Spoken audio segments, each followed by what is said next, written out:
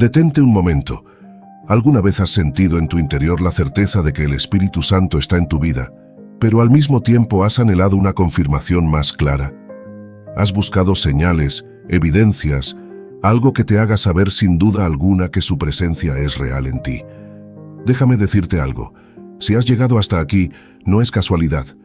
El Espíritu Santo te ha guiado hasta este mensaje porque quiere recordarte algo poderoso. Él está en ti. No estás solo. Su presencia te rodea, su voz te llama, y Él quiere que aprendas a reconocer cómo se manifiesta en tu vida. A lo largo de la Biblia, Dios ha confirmado su Espíritu en aquellos que le buscan.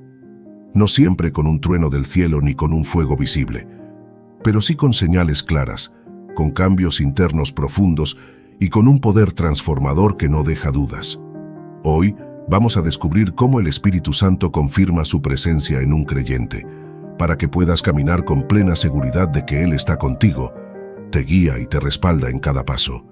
Quédate hasta el final, porque lo que estás a punto de aprender puede marcar un antes y un después en tu relación con Dios. Él quiere hablarte hoy. Antes de comenzar, asegúrate de suscribirte, darle like y compartir este video. Tu apoyo nos ayuda a seguir llevando este mensaje a más personas. La primera manera en la que el Espíritu Santo se manifiesta en la vida de un creyente es cuando experimentas el empoderamiento para testificar. El poder prometido por Jesús en Hechos 1:8 es una de las manifestaciones más transformadoras del Espíritu Santo en la vida del creyente. Antes de Pentecostés, los discípulos vivían escondidos por temor a las autoridades, paralizados por la incertidumbre y la duda. Sin embargo, tras recibir el Espíritu, experimentaron una valentía sobrenatural que desafiaba toda lógica humana. Este poder no era producto de su elocuencia, preparación académica o carisma personal, sino una unción divina que les permitió proclamar el Evangelio con una autoridad que conmovía corazones y derribaba barreras culturales, religiosas y sociales. La esencia de este empoderamiento radica en la capacidad de superar el miedo al rechazo. Muchos creyentes luchan con la ansiedad de ser juzgados, ridiculizados o incluso perseguidos al compartir su fe. Sin embargo, el Espíritu Santo infunde una confianza que trasciende las circunstancias, como ocurrió con Pedro, quien pasó de negar a Jesús por temor a un soldado a confrontar públicamente a una multitud hostil en Jerusalén. Sus palabras, cargadas de convicción y respaldadas por señales milagrosas, llevaron a miles a convertirse, demostrando que el mensaje del Evangelio no depende de la habilidad humana, sino de la acción sobrenatural del Espíritu. Además, esta unción se manifiesta en palabras inspiradas que fluyen en el momento preciso. No se trata de discursos memorizados o estrategias de persuasión, sino de una conexión íntima con el Espíritu que revela necesidades profundas y abre puertas inesperadas. Por ejemplo, al predicar en Pentecostés, Pedro citó profecías del Antiguo Testamento y las aplicó a Jesús con una claridad que conmovió a judíos de diversas naciones. El Espíritu guió sus palabras para que resonaran en cada corazón, transformando una multitud escéptica en una comunidad de creyentes. Este empoderamiento también se evidencia en una pasión ardiente por las almas perdidas. Los discípulos, antes preocupados por su seguridad, dedicaron sus vidas a llevar el mensaje de salvación hasta los confines del Imperio Romano, enfrentando cárceles, torturas y martirio. Esta pasión no era un sentimiento efímero, sino un fuego encendido por el Espíritu que los impulsaba a ver a las personas como Jesús las veía, ovejas sin pastor necesitadas de redención. Ahora te pregunto, ¿has sentido alguna vez ese fuego?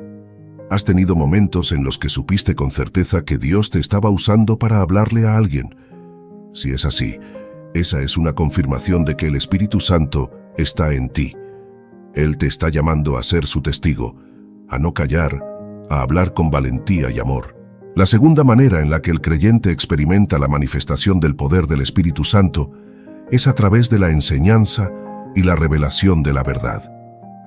El Espíritu Santo, en su rol como Maestro Divino, cumple una función esencial al desvelar las profundidades de la verdad bíblica y hacerla relevante en la vida cotidiana del creyente. Jesús lo llamó el Consolador, Juan 14:26, no solo para acompañar, sino para iluminar el entendimiento y convertir las palabras escritas en revelaciones vivas que transforman. A diferencia de la enseñanza humana, que depende de métodos pedagógicos o análisis intelectual, la revelación del Espíritu trasciende lo académico, penetra el corazón, desata entendimiento sobrenatural y convierte versículos en experiencias tangibles. Un ejemplo paradigmático de esta manifestación se encuentra en el encuentro entre Felipe y el eunuco etíope, Hechos 8:26-35. El eunuco, un hombre culto y respetado, leía el libro de Isaías pero no lograba comprender su significado. Fue el Espíritu Santo quien guió a Felipe hacia él, no por casualidad, sino con un propósito divino. Al escuchar la pregunta, ¿entiendes lo que lees?, el eunuco reconoció su necesidad de un intérprete. Felipe, lleno del Espíritu, no recurrió a teorías teológicas complejas, sino que, comenzando desde esta escritura, le anunció el Evangelio de Jesús. Hechos 8:35. El pasaje de Isaías 53 que hablaba del siervo sufriente cobró vida ante los ojos del eunuco cuando el Espíritu reveló su cumplimiento en Cristo. La Escritura dejó de ser un texto antiguo para convertirse en una verdad personal y salvadora. En la vida del creyente, esta obra del Espíritu se manifiesta de formas prácticas y profundas. Al leer la Biblia, versículos que antes parecían oscuros o abstractos repentinamente se encienden con claridad, como si una luz interior los iluminara. Por ejemplo, un pasaje como «echando toda vuestra ansiedad sobre Él», 1 Pedro 5:7, puede resonar en un momento de angustia, no como un consejo genérico, sino como una palabra directa y personal que infunde paz. Además, el Espíritu destila mensajes específicos para situaciones específicas, una promesa de esperanza durante una crisis, una corrección amorosa ante el pecado o una dirección clara en medio de la confusión. Esta revelación no se limita a lo devocional, también capacita para explicar verdades espirituales con sencillez y autoridad. Un padre puede encontrar las palabras exactas para guiar a su hijo. Un amigo puede compartir un versículo que toque una herida oculta, o un líder puede desentrañar doctrinas complejas con gracia y precisión, todo porque el Espíritu abre el entendimiento y unge la lengua. La aplicación práctica de esta verdad radica en la dependencia activa del creyente. Estudiar la Biblia en oración no es un ritual, sino un diálogo. Espíritu Santo, muéstrame lo que necesito ver hoy. Implica acercarse a las Escrituras con humildad, reconociendo que sin su guía, el texto permanece como tinta sobre papel. Es en este intercambio íntimo donde el Espíritu desata su poder didáctico, conectando principios eternos con luchas actuales y transformando la lectura en un encuentro transformador. Como dijo Jesús, «Las palabras que yo os he hablado son espíritu y son vida». Juan 6:63. La revelación no es para alimentar el orgullo intelectual, sino para moldear el carácter, guiar decisiones y encender pasión por compartir la verdad que ha sido comprendida. Así el creyente se convierte en un vaso útil, no solo para retener conocimiento, sino para impartirlo con la misma unción con que fue recibido. Si has sentido que la palabra de Dios ha cobrado un nuevo sentido en tu vida, si has recibido respuestas claras al leer la Biblia, o si has sido instrumento para que otros entiendan la verdad, es porque el Espíritu Santo está en ti. Él quiere seguir enseñándote, guiándote y revelándote cosas nuevas. Escúchalo, porque su voz está más cerca de lo que crees. La tercera manera en la que el Espíritu Santo se manifiesta en la vida de un creyente es a través de la convicción de pecado y justicia. Esta obra central del Espíritu trasciende la simple culpa emocional y se convierte en un llamado redentor hacia la restauración. Jesús anunció que el Espíritu convencería al mundo de tres realidades: pecado, justicia y juicio. Juan 16:8. Esta tríada no busca aplastar al ser humano bajo el peso de su fracaso, sino revelar su necesidad de Cristo y la esperanza que hay en Él. La convicción del Espíritu actúa como un espejo sobrenatural, expone las tinieblas del corazón, pero simultáneamente señala la luz de la cruz, donde el pecado es perdonado y la justicia de Jesús es imputada al creyente. En el encuentro entre Pedro y Simón el mago, Hechos 8:18-23, se ilustra esta dinámica con claridad. Simón, impresionado por el poder del Espíritu manifestado a través de los apóstoles, intentó comprar el don divino con dinero.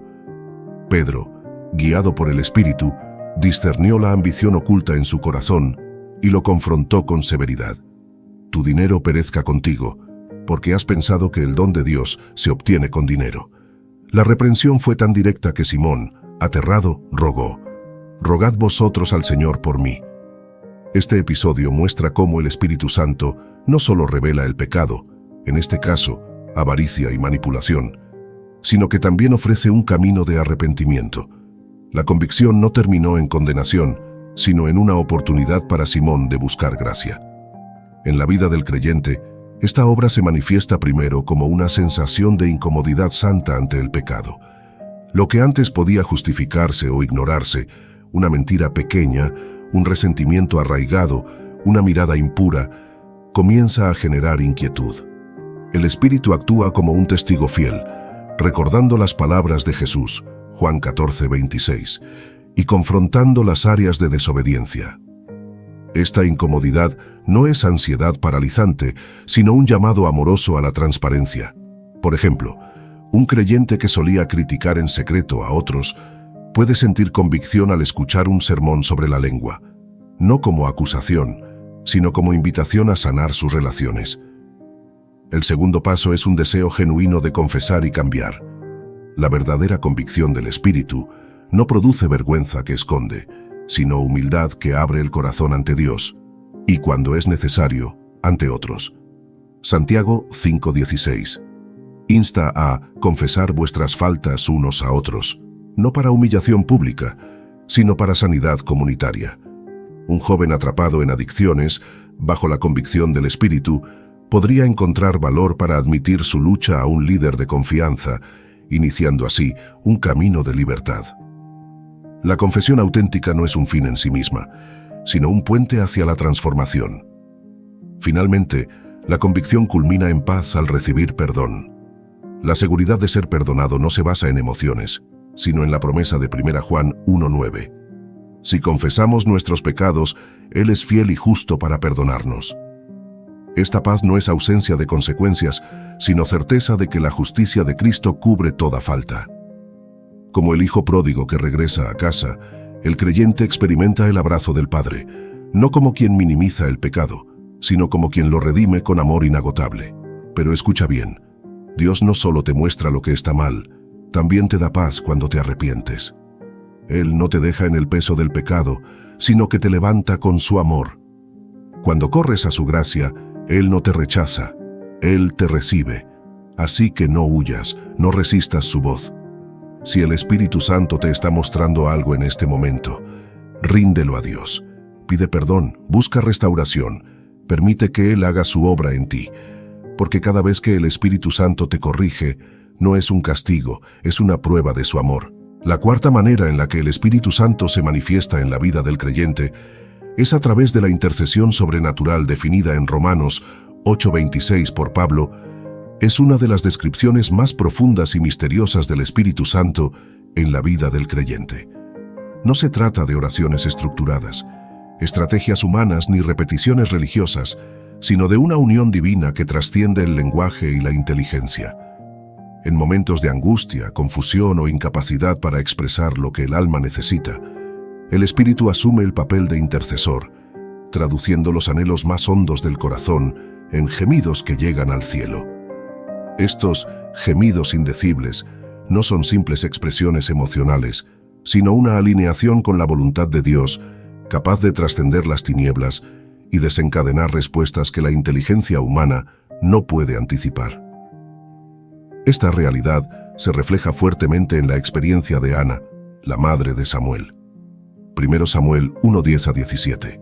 Ana, al ser estéril y profundamente angustiada, se dirigió al templo con un dolor tan intenso que solo se movían en silencio sus labios mientras su corazón clamaba a Dios. El sacerdote Elí la juzgó al verla como ebria, sin darse cuenta del alcance de su dolor espiritual. Pero Ana respondió a él diciendo: «No, Señor mío, he estado derramando mi alma delante de Jehová». En esa oración en silencio, el Espíritu intercedió en su favor, trayendo su angustia ante el trono de gracia. El resultado fue un milagro. No solo dio a luz a Samuel, sino que su testimonio se ha convertido en un recordatorio eterno sobre cómo Dios escucha incluso los ruegos que no se pueden expresar con palabras. En la vida del creyente, esta intercesión sobrenatural se manifiesta de formas profundas y a veces misteriosas. Puede darse como un peso inesperado por alguien desconocido, una persona en otra parte del mundo, un dirigente político o un vecino cuya situación se desconoce. El Espíritu coloca en el corazón un apremio incomprensible a orar, aún sin conocer detalles. A veces, esta carga se asocia con lágrimas sin causa aparente, como si el alma se derramara por una necesidad invisible. En otros momentos, se manifiesta en el don de lenguas. Primera carta a los Corintios 14:2. Un lenguaje celestial que trasciende las limitaciones del entendimiento humano y se conecta directamente con el Padre. Estas oraciones no tienen límites en el tiempo ni en el espacio. Pueden brotar en la madrugada, en una reunión de trabajo o al realizar actividades diarias, recordando que la intercesión no es un rito, sino un estilo de vida. La clave para moverse en este nivel de oración es la rendición al Espíritu Santo. No se trata de forzar emociones ni de buscar experiencias místicas, sino de dejarse guiar por Él en momentos de silencio, palabras y acciones. A menudo, el Espíritu intercede en momentos de quietud, cuando el ruido del mundo se desvanece y el alma se postra en humildad. Un creyente que atraviesa un periodo de sequedad espiritual puede sentir el impulso de arrodillarse en su habitación sin un plan de oración y descubrir que, en ese silencio, el Espíritu comienza a gemir a través de él por necesidades que ni siquiera conocía. Estos momentos no solo transforman circunstancias externas, sino que profundizan la intimidad con Dios, revelando que Él valora más el clamor sincero del corazón que la precisión de las palabras. La aplicación práctica de esta verdad es revolucionaria: soltar el control sobre la oración. En lugar de limitarse a listas de peticiones o repeticiones mecánicas, se trata de abrirse a la dirección del Espíritu, aun si eso significa permanecer en silencio, permitiendo que Él ore a través de gemidos, suspiros o lenguas. Un misionero en un territorio hostil, por ejemplo, podría experimentar una carga abrumadora para orar por un compañero en peligro, sin saber que, en ese preciso momento, ese compañero se enfrenta a una amenaza. La intercesión sobrenatural rompe las barreras de lo natural, uniendo a los creyentes en una red de apoyo espiritual que trasciende lo visible. La quinta manera en la que se manifiesta el poder del Espíritu Santo en tu vida es a través de los frutos del Espíritu.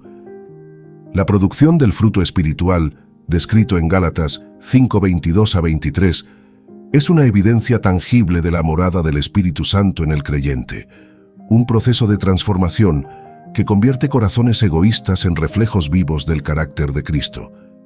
A diferencia de las obras de la carne que brotan del esfuerzo humano y la ambición personal, el fruto del Espíritu es el resultado de una conexión íntima y constante con Dios. No se trata de imitar virtudes éticas o fingir bondad, sino de permitir que el Espíritu cultive en lo profundo del ser cualidades que solo Él puede generar: amor que perdona lo imperdonable, gozo que persiste en el dolor, paz que desafía el caos, paciencia que resiste la presión, amabilidad que desarma la hostilidad, bondad que no busca recompensa, fidelidad que honra promesas, mansedumbre que domina la ira y autocontrol que vence la tentación. El martirio de Esteban, Hechos 7:54-60, es un testimonio radical de este fruto en acción. Mientras una turba enfurecida lo apedreaba, Esteban no maldijo a sus agresores, ni se aferró al resentimiento. En su lugar, puesto de rodillas, clamó a gran voz: «Señor, no les tomes en cuenta este pecado». Este amor sobrenatural, que perdonaba incluso a quienes le arrebataban la vida, no fue una reacción humana. Fue el fruto del Espíritu, madurado en un corazón que había sido moldeado por la gracia. Esteban no perdonó porque era un mártir, sino porque el Espíritu había arraigado en él la naturaleza de Cristo, quien también oró por sus verdugos. Lucas 23:44. En la vida cotidiana del creyente, este fruto se manifiesta en situaciones que desafían la lógica terrenal. La paciencia en las pruebas no es resignación pasiva, sino una confianza activa en la soberanía de Dios. Por ejemplo, un padre que espera años por la restauración de un hijo rebelde, sin ceder al desánimo, evidencia una paciencia que solo el Espíritu puede sostener.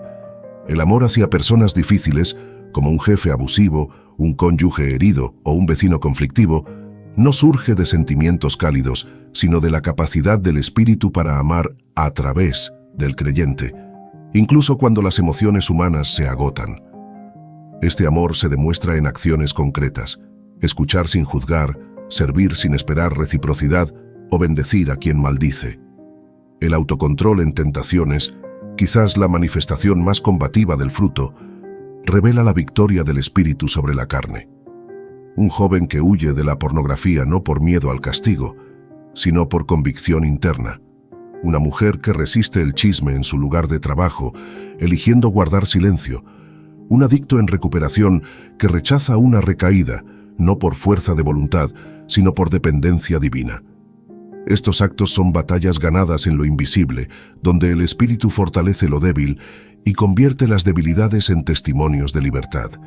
La clave para cultivar este fruto no está en listas de reglas o propósitos de Año Nuevo, sino en una rendición diaria al Espíritu Santo. Pablo advirtió: si vivimos por el Espíritu, andemos también por el Espíritu. Gálatas 5:25. Esto implica reconocer áreas específicas donde el fruto es escaso y pedir al Espíritu que intervenga. Por ejemplo, alguien que lucha con la ira puede orar: Espíritu Santo, reemplaza mi enojo con tu paz y mi amargura con tu perdón. La transformación no es instantánea, pero es segura.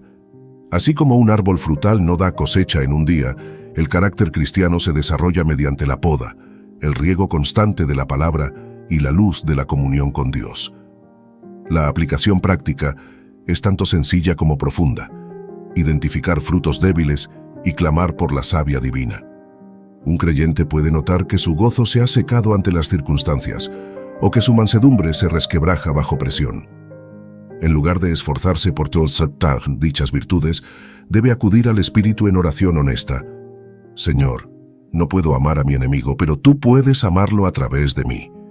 El fruto espiritual no es una meta que se alcanza, sino un viaje que se camina, donde cada paso de dependencia acerca más al creyente a la imagen de aquel que es manso y humilde de corazón. Mateo 11:29. Así, el mundo no verá religión, sino a Cristo vivo en su iglesia, atrayendo a otros a probar el fruto de su gracia. Si has notado que en tu interior hay cambios que antes parecían imposibles, si ahora puedes amar cuando antes solo había rencor, si puedes tener paz en medio del caos, si puedes resistir la tentación cuando antes caías con facilidad, entonces escúchame bien. El Espíritu Santo está obrando en ti. Él está produciendo su fruto en tu vida. Está haciendo de ti un reflejo de Cristo. Cristo. La sexta manera en la que el Espíritu Santo se manifiesta en tu vida es a través de la distribución de los dones espirituales, tal como se describe en 1 Corintios 12:7. Esta es una expresión tangible de la generosidad y sabiduría del Espíritu, quien dota a cada creyente con habilidades sobrenaturales específicas para edificar el cuerpo de Cristo. A diferencia de los talentos naturales que pueden desarrollarse mediante la práctica y la educación, los dones espirituales son impartidos divinamente y de manera inmediata, sin depender del esfuerzo humano. Estos dones, profecía, sanidad, milagros, lenguas, interpretación, discernimiento, enseñanza, servicio, entre otros, no son privilegios reservados para algunos pocos, sino herramientas esenciales para que la Iglesia funcione como un organismo vivo, donde cada miembro cumple un rol único e irreemplazable. El ministerio de Pablo en Éfeso, Hechos 19, 11-12, ilustra esta verdad de manera poderosa. Aunque ya era un teólogo instruido y un líder experimentado, los milagros que realizó, sanando enfermos con pañuelos que habían tocado su cuerpo o expulsando demonios con autoridad, no fueron producto de su intelecto ni de su carisma, sino de la obra del Espíritu Santo a través de él. Estos prodigios no solo impactaron a los efesios, sino que desataron un avivamiento que transformó la región, llevando a muchos a renunciar a la brujería y destruir sus libros de hechicería. Hechos 19:19. Sin embargo, Pablo nunca se atribuyó estos dones a sí mismo.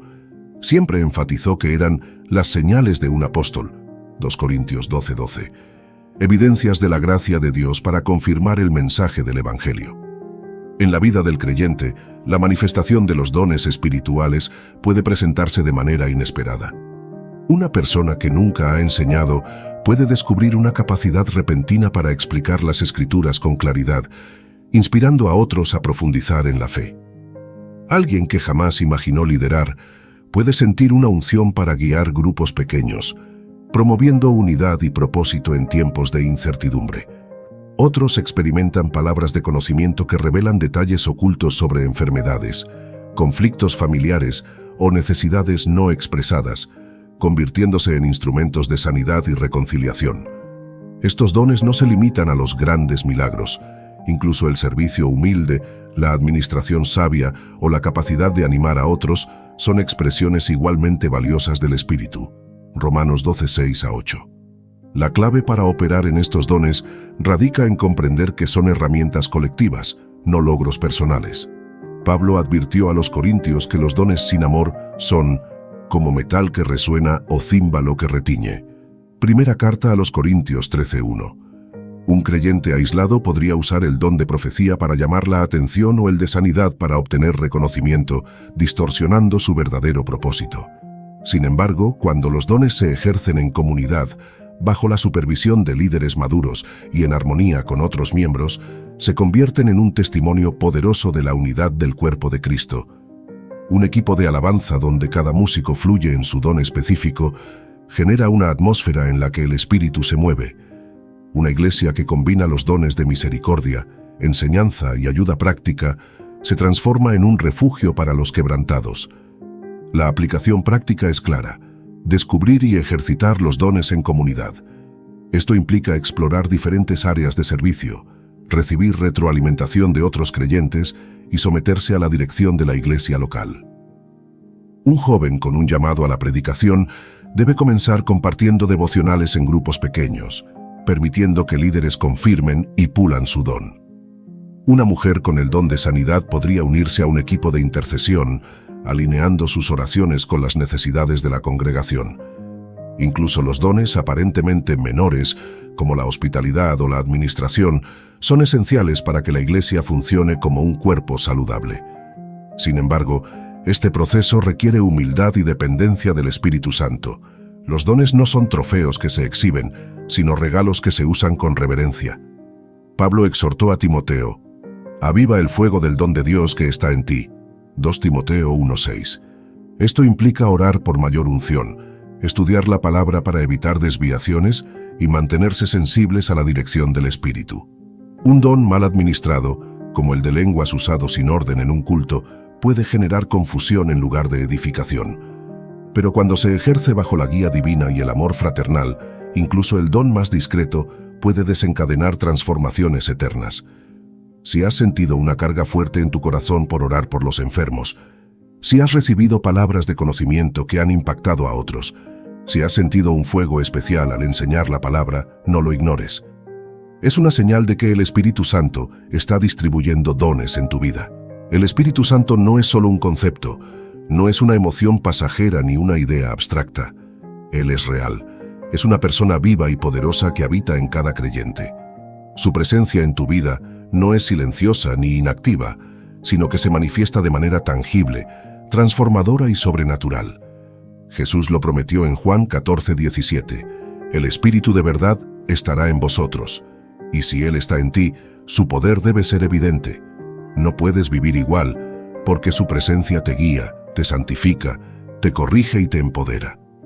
Cada vez que sientes su dirección en una decisión difícil, cada vez que te redarguye cuando algo no está bien, cada vez que su fuego arde dentro de ti para compartir su palabra, cada vez que ves su poder obrando en tu vida o en la vida de otros, es una confirmación de que Él está ahí.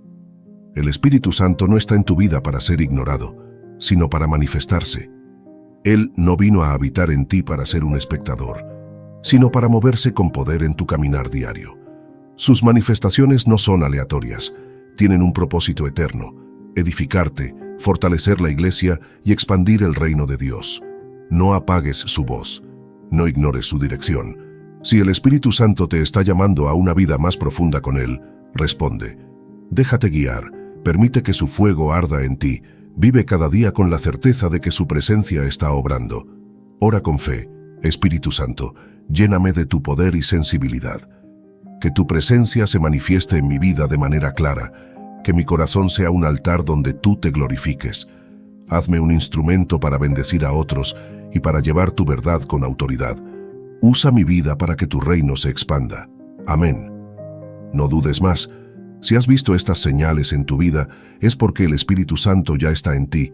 Vívelo, compártelo y deja que su gloria fluya en todo lo que hagas. Dios ha depositado su Espíritu en ti para un propósito mayor.